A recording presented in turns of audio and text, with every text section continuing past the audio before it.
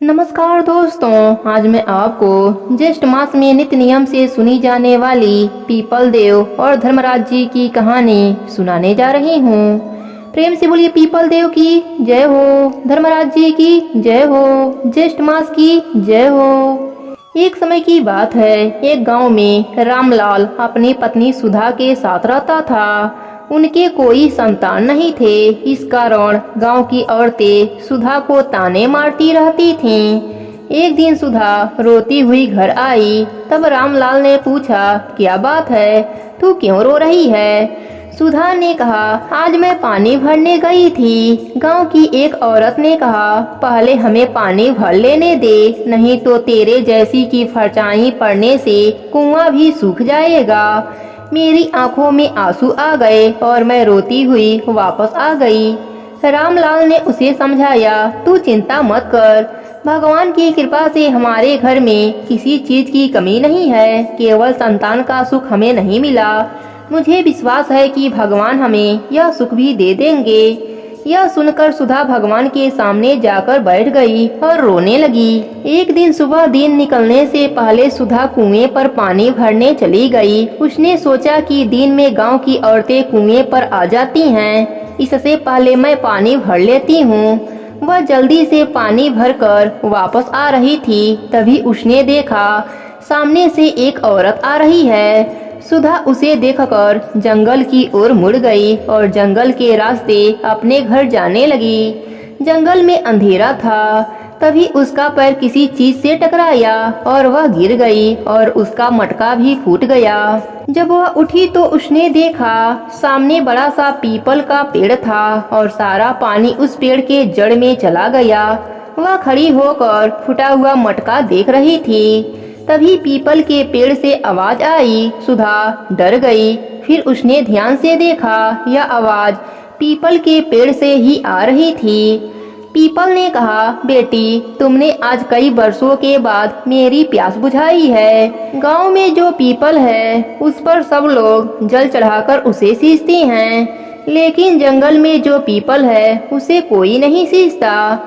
सुधा ने डरते हुए कहा, आप कौन हैं और पेड़ होते हुए भी हम इंसानों की तरह कैसे बोल सकते हैं? पीपल ने कहा, मैं पीपल देव हूँ। बताओ बेटी, मैं तुम्हारे लिए क्या कर सकता हूँ? यह सुनकर सुधा रोने लगी। उसने सारी बात पीपल देवता को बताई। पीपल देव ने उसकी बात सुनकर कहा, तुम्हें पुत्र की प्राप्ति हो सकती है। इसके लिए तुम्हें ज्येष्ठ मास में पीपल को पूरे माह सींचना पड़ेगा और प्यासों को जल पिलाना पड़ेगा। इसके पुण्य से तुम्हारा गोद भर जाएगा। अगले दिन से ही सुधा पीपल सींचने लगी।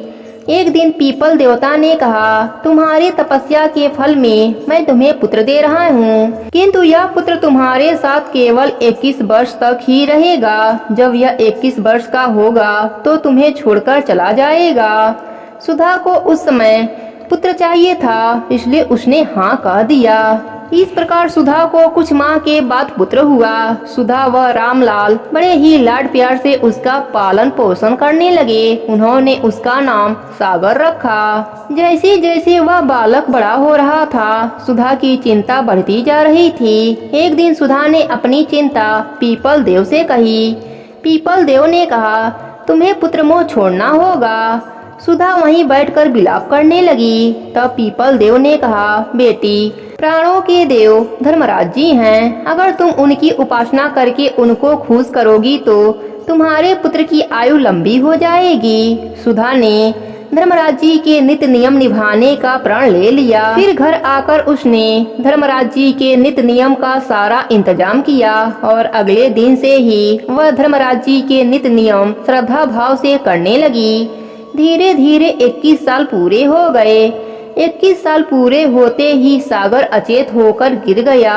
सुधा को लगा कि उसका पुत्र मृत्यु को प्राप्त हो गया। वह धर्मराज जी के आगे हाथ जोड़कर रोने लगी। तभी चमत्कार हुआ, सागर उठकर बैठ गया। सभी लोग धर्मराज जी की जयकारा लगाने लगे। पीपल देव और धर्मराज जी की कृपा से सुधा के घर में अन्य धनी हो गया, पुत्र पौत्र हो गए और मरने के बाद स्वर्गलोक की प्राप्ति हुई।